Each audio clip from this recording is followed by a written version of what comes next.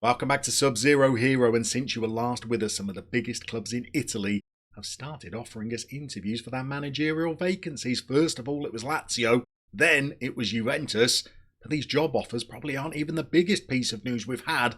Since our last episode, we finally had a player called up to the Norway squad whilst they've been playing at Tromsdalen, and the player was the Ting, who snuck his way into the squad just in time for Norway's announcement of their 23-man World Cup squad, and he wasn't the only Sub-Zero hero to make it into their side.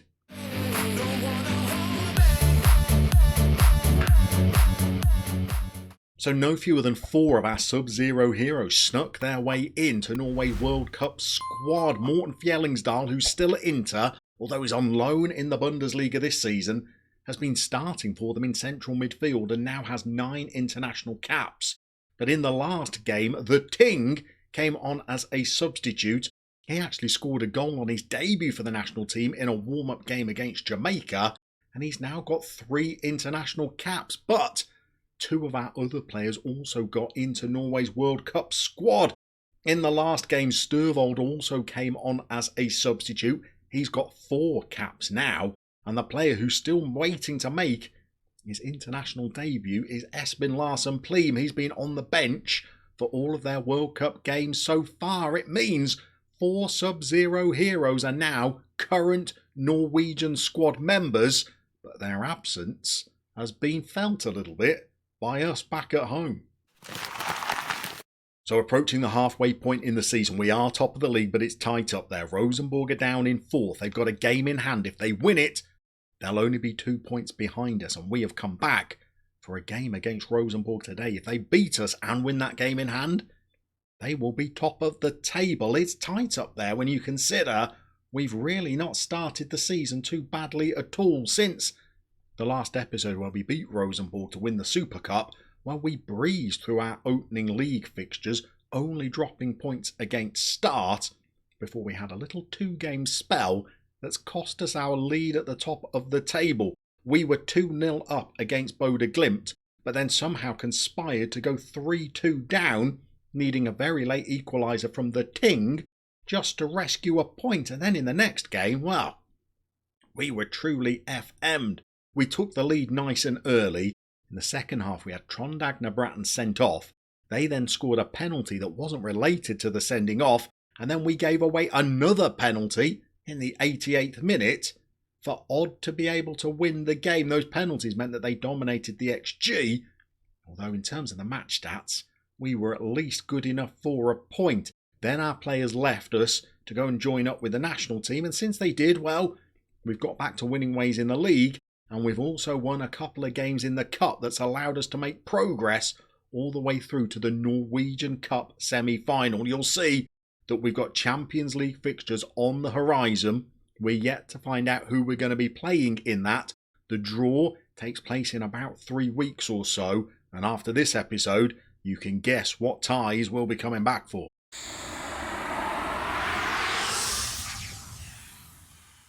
So ideally, we would have those 3 World Cup players available for today. Without them, we're having to bring some deputies in. Filling in for the Ting, going to be Vegard Jørgensen, a player who's developing rather nicely. He didn't come through the last intake. He came through the youth intake before that. The reason why we've not shown you anybody that came through in the last youth intake is because it was very slim pickings. But from the one before, Jørgensen has actually emerged as the player that looks like he has the most promise. Without Sturvold in midfield, Bratton has been filling in as the Mazzala, and Christian Berntsen has come in as our box-to-box midfielder.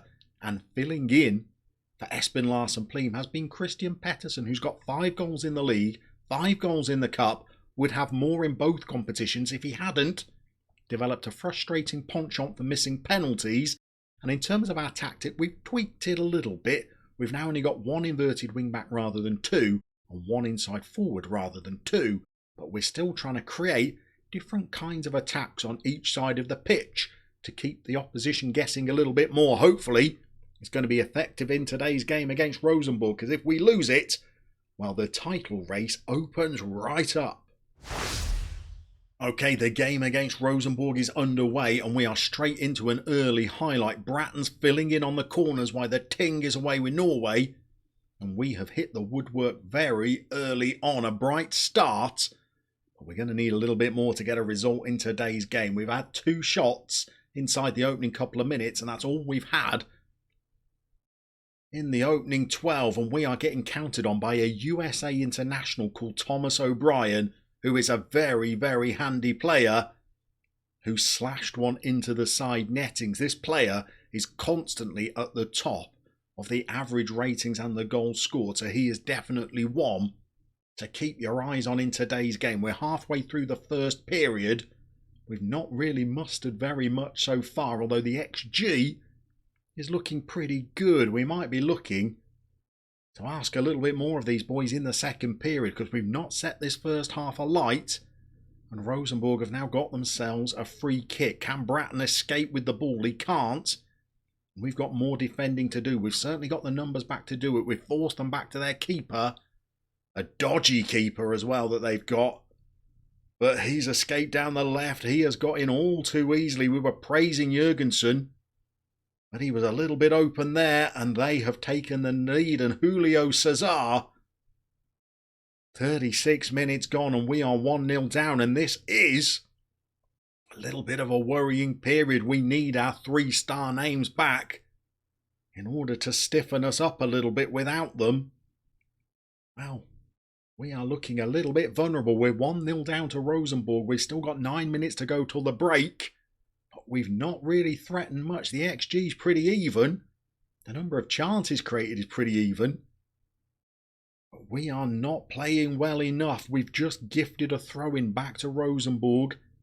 And we are not tigerish enough in our tackles to be able to win the ball back. It's all a little bit passive. We're standing off them a little bit. We're missing out on headers. Finally, now we've won the ball back. Kirkvold's got it. He's given it to Jawad. Now Berntsen. We've got gaps over on the right if we can exploit them. We've got an overlapping fullback there. Roy the boy decides he knows best. And that was a woeful effort on goal. Yes, from a tight angle. But it wasn't a pleasing shot, was it? We're going to go into the dressing room. We're actually going to give them quite a tough team talk. We're going to make some changes as well. Try and drag ourselves back into this game. So we're underway again. We've tweaked our player roles a little for the second period. All 3 of the front 3 are looking like they might come off. And in fact, we're strolling our way through to 56 minutes. And we're still offering nothing. We might need to think about bringing in some fresh options off the bench. Berntsen, he's firing over from 25 yards. But this game is going absolutely nowhere. It's time for some attacking reinforcements. Okay, Skogvang Pedersen is off. Pettersson is off. Roy the boy has gone up front. And we have brought the judge on, and we have brought a young player called Stangerby off the bench. It's not stung us into life as I would have hoped, and you can see how tired our midfield are. I think it's time to make another change and maybe go a little bit more gung-ho. Okay, we've got 19 minutes to rescue this game. We've slung on a 6'6" target man into Bjorn Blindsheim to try and drag ourselves back into the game. We've got ourselves a corner. We've gone short. The 6'6" man should be in the box. Instead, we're blasting it into the midriff of the defenders. We've got some tired legs out there, but so will Rosenborg. We played a cup game just 3 days ago, hence why some of the players are struggling a little bit. Berntsen now, he's got the ball to the judge. He's in. He's dinked a little effort. He's drifted it over the bar. At least we're getting into the game now. And the highlights are coming with a little bit more regularity. This one, it's going to involve us needing to win the ball back if it's going to be for us. We haven't done that, and Cesar is in. And he's knocked one back. And Monnier has had to make a smart stop, and we've got 7 minutes left. We're going to go all out attacking. We're going to put a shout out to berate the team. We've got 4 minutes left.